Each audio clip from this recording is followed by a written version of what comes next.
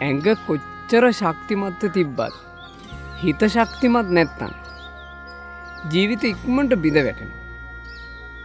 ODC, overthinking, stress වගේ තත්ත්ව බලවත් වෙනවා. ඒ නිසා අපිට වැදගත් ශක්තිමත් හිතක් තිබීම. ඒ උදෙසා මේ කාරණා තුන ඔබට ගොඩාක් වටියි. 1. පෙර සූදානම.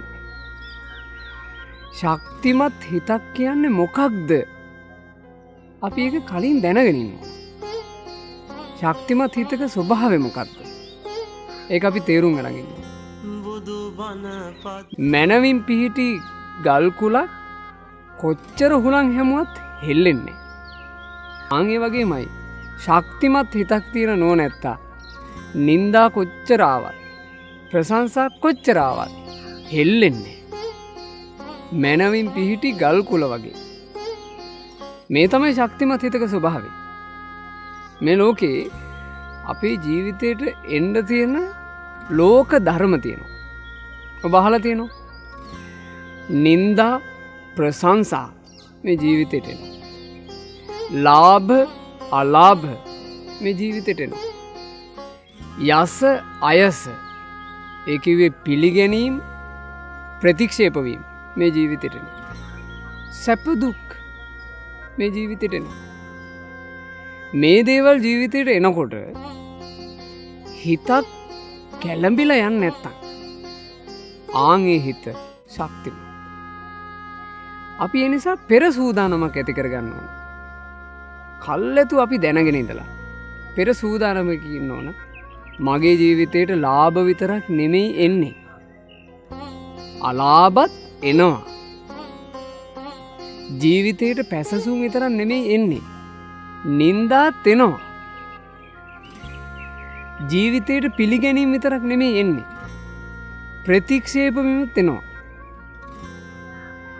හිතවතුන් ආදරය කරන අය එහෙම පිරිසක් විතරක් නෙමෙයි ඉන්නේ. අපිව කොන් කරන අපිව දුරස් කරන අය අපිට මුණ ගැහෙන. ආන් එහෙම අපි කල්ැතුව දැනන් ඉන්නවා. මේ විදිහේ දේවල් වෙනවා මේ ජීවිතේට. සැප විතරක් නෙමෙයි එන්නේ. දුකත් එනවා. ආන් එහෙම දැනන් ඉන්න ඕන අපි. ඒ තමයි පෙර සූදානම. ශක්තිමත් හිතකින් මුහුණ දීම උදෙසා පෙර සූදානමකින් ඉන්න ඕන. ඒක තමයි පළවෙනි එක. 2. අර්ථය තේරුම් ගැනීම. ජීවිතවලට ප්‍රශ්න ආපුවම අපි සමහර ලාවට ප්‍රශ්නෙට යට වෙලා මොනවද කරන්නේ කියලා අපි කල්පනා කරන්නේ නැහැ. ඇතැම් වෙලාවට ප්‍රශ්නයක් ඇවිත් අපි අඬ ඉන්නවා. අඬනවා ඇරෙන්න අපේ කල්පනාවක් නෑ දැන් මේක ඇඬුවා කියලා විසඳෙයිද? අපිට කල්පනාවන්නේ. අපි එක්කෝ අපේ ප්‍රශ්නේ සමාජ මාධ්‍යවල එක පෝස්ට් විදිහට දදා ඉන්නවා. හැමදාම දිනපතා පෝස්ට් හදාද දානවා තමන්ගේ ප්‍රශ්නේ. අපිට කල්පනාවක් නෑ දැන් මෙහෙම පෝස්ට් දදා ඉඳලා මේකෙන් මට විසඳුමක් තියෙයිද? හම්බෙන කෙනාට ප්‍රශ්න කීකිනවා. අපි කල්පනා කරන්නේ මන් දැන් මෙහෙම කර ඉඳලා මගේ ප්‍රශ්නේ විසඳෙයිද? ගොඩාක් අයගේ හිත බිඳ වැටෙන්න තියෙන ප්‍රධානතම හේතුව අර්ථය කල්පනා නොකිරීම. ඒ නිසා ඔබ තේරුම් ගන්න කල්ැතුම අපේ ජීවිතය ඇතුලේ ප්‍රශ්න, අභියෝග, ඊළඟට ප්‍රතික්ෂේප වීම මේ වගේ දේවල් එනවා. ඒ දේවල් එද්දී අර්ථය තේරුම් අරගෙන කටයුතු කරන්න ඕන. මං මේ වෙලාවේ කළ යුත්තේ මොකද්ද? මේ කරන දේ තේරුමක් ඇති දෙයක්ද? ආන් එහෙම කල්පනා කරන්න ඕන. නැත්තම් ප්‍රශ්න තියෙන කාලේ අපි තේරුමක් නැති දේවල් කරන්න ගිහිල්ලා ආපු ප්‍රශ්නෙට වඩා බලවත් ප්‍රශ්නයක් අපි හදාගන්නවා. ඒ දේවල් වලට තමයි ඕවර් තින්කින්, ස්ට්‍රෙස්, ඔය නොයෙක් විදිහේ තත්ත්වයන් බවට පත් වෙන්නේ ආන් ඒ දේවල්. එයි අපි මේ වෙලාවේ කළ යුතු දේ නෙමෙයි කරන්නේ. ඒ නිසා වැදගත් දෙයක් අර්ථය තේරුම් ගැනීම. 3 ආදරේ දැක්වීම. කාටද ආදරේ දැක්විය යුත්තේ? ඔබට ආදරේ දැක්විය යුතුයි. ජීවිතේට මොන හැලහැප්පිලි මොන ප්‍රශ්න ආවත් ඔබට ආදරේ දැක්විය යුතුයි. ඔබට ආදරේ කරන්නේ නැත්නම් පරිබාහිර කිසිවෙක් ඔබට ආදරේ කරන්නේ නැති වෙයි. ඒ නිසා මොන ප්‍රශ්නයක් ඇවිත් තිබ්බත් තමන්ට තමන් ආදරය කරන්න, තමන්ට තමන් කරුණාවන්ත වෙන්න, තමන්ට තමන් මෛත්‍රියක් ඇති කරගන්න. එතකොට තමන්ට හිතෙයි මම මේ ප්‍රශ්නේ තුලම කාල් ගැවි ඉඳලා හරියන්නේ නැහැ. මං ගොඩ යා යුතුයි. මම මේකට විසඳුමක් හොයාගත යුතුයි.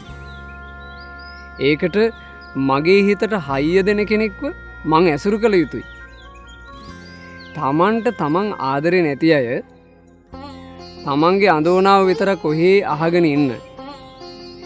ඒ අඳෝනාවටම ගැලපෙන විදිහේ ඍණාත්මක උපදෙස් දෙන අයව ඇසුරු කරනවා. ජීවිතයක් බිඳ වැටලා යන්න ප්‍රධානතම හේතුව ඍණාත්මක කතා අහන්න ලැබෙන එක. ආහන්න ලැබෙන්නේ ඍණාත්මක දේවල් නම් වැටිලා ඉන්න මිනිස්සයා තව වැටෙනවා. මානසික පීඩනයකින් ඉන්න මිනිසයාට තවත් පීඩනයක් දෙන දෙයක්ම නම් එයා ඇසුරු කරන්නේ. එයාගේ පීඩනේ තව බලවත් වෙනවා. මේකට ප්‍රධානම හේතුව තමන්ට ආදරේ නැතිකම. ඒ නිසා ඔබ මොන හැලහැප්පිලි වල ජීවිතේ තිබුණත් ඔබ ගැන තියෙන ආදරේ නම් දශමයක්වත් අඩු කරගන්න එපා. තමන්ට ආදරේ දක්වන්න. තමන්ට මෛත්‍රිය දක්වන්න. තමන් ගැන කරුණාවන්ත වෙන්න. මේ අලාභ ආවා කියලා මං බිඳ වැටිලා බෑ. ප්‍රතික්ෂේප වීම වුණා කියලා මං වැටිලා හරියන්නේ. මට පිරිස නිඳා කරා කියලා මං ඒකම හිත කනගාටු වෙලා හරියන්නේ. මම මගේ ජීවිතේ සාර්ථක කරගත යුතුයි. ඔබට ආදරේ දක්වන්න. ඔය ක්‍රම තුනෙන් ශක්තිමත් හිතක් හදන්න පුළුවන්මයි.